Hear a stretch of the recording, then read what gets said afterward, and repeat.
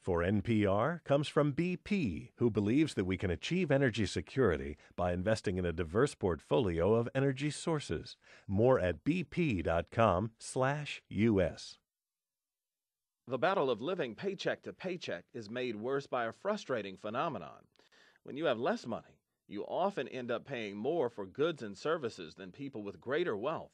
Missing utility payments usually mean reconnect fees and a steep deposit to get your service turned back on. No credit or bad credit means paying substantially higher interest rates on loans. North Carolina Public Radio's Rusty Jacobs of WUNC spoke with a single mother who survived a dizzying cycle of debt.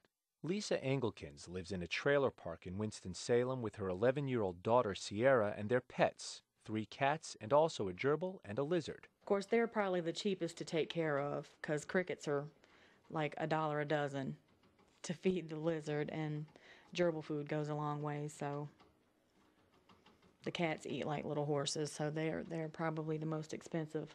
Things aren't quite as bad now as they were just a few years ago. At the time, Engelkins was making between $7 and $8 an hour as a temp at Wachovia Bank. My lights have been cut off before. My phone has been cut off before. My rent and things of that nature I've always made sure that was paid. Like at the time when I was living in an apartment, I've lost a vehicle before to a repossession. So, I've experienced it all. Engelkins was relying heavily on her parents for financial support. At one point, though, she decided no more handouts. So Engelkins took out a loan from Urgent Money Service, a payday lender. I thought, wow, I could get this on my own, I don't have to ask my mom, and I can just do this myself. And I just, I thought, well, it can't be a bad thing if it's allowed to happen, and it was really easy, so. Just to get her feet wet, Engelkins took out a $60 loan the first time.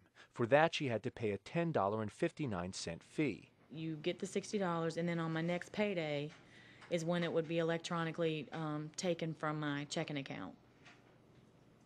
So therefore, on the 31st when I got paid, now my checking account is $70.59 less because they had to take that out immediately. On an annualized basis, the loan rate comes out to around 460%. But that first transaction was pretty painless, so Engelkins started taking out more loans. Each time she took out a loan and paid the fee that went with it, she'd have that much less on payday. I was getting further into debt, and I was having to run all the time to the stupid check cashing place every time I got paid or after that check cleared, because I had to go get more money because now I was short and I couldn't make ends meet, and I was just juggling and running and juggling and running, and I was just stressed out. And then finally, I told my mom what I was doing, and that's when she was able to break it down to me and explain to me why it wasn't helping me. By the time she stopped, Engelkins had taken out loans every 2 weeks for the better part of 2 years. She'd paid more than $1,200 in fees.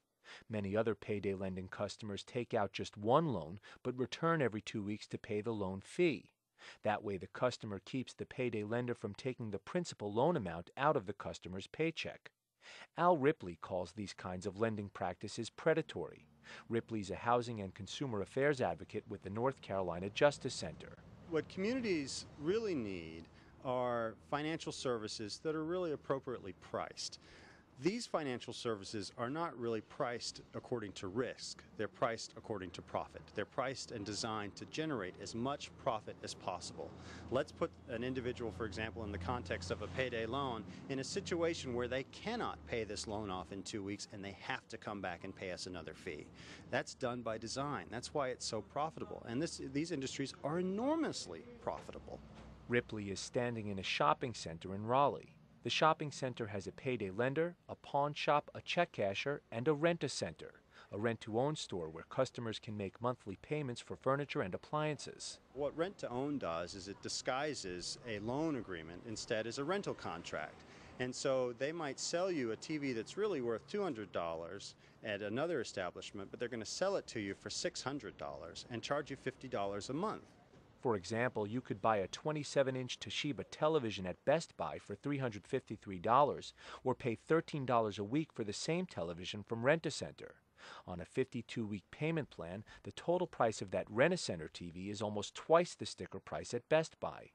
And on an annualized basis, you'd be paying an interest rate of 91% at Rent-A-Center. That's a good deal more than you would spend on the TV at Best Buy, even using a high-interest credit card. Low-income people often don't have access to bank loans or credit cards. Deciding whether to get a television or not is one thing, but what if a sudden emergency strikes and you've got no credit card and a bank won't give you a loan? That's where the payday lender steps in, says Lindsay Metzger.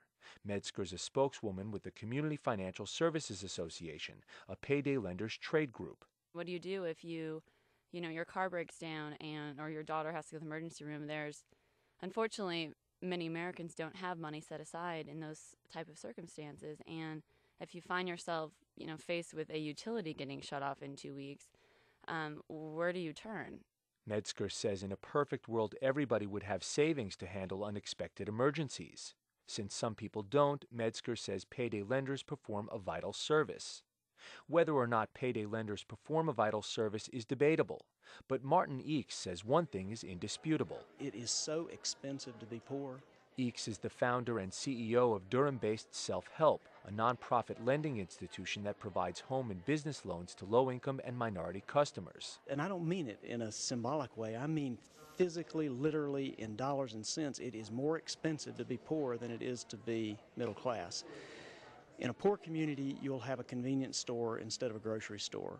In a poor community, you'll have a check casher instead of an ATM machine. In a poor community, you may have an ambulance that takes you to the emergency room instead of health insurance and doctor appointments. It literally is 10 to 20%, in some cases 50% more expensive to start out poor. So how do you ever get ahead? Eakes was participating in a panel discussion at the University of North Carolina's new Center on Poverty, Work, and Opportunity, headed up by former Senator and Democratic Vice Presidential candidate John Edwards. Among other things, panelists suggested raising the minimum wage to make it easier for people in poverty to save money. There's widespread agreement that improving financial literacy among poor and low-income people is crucial. Lisa Engelkins now works for a nonprofit organization that does just that, Consumer Credit Counseling Services of Forsyth County. Engelkins herself hopes to leave her trailer behind for a house one day, and she says no matter what, she'd never take another payday loan. For NPR News, I'm Rusty Jacobs in Chapel Hill, North Carolina.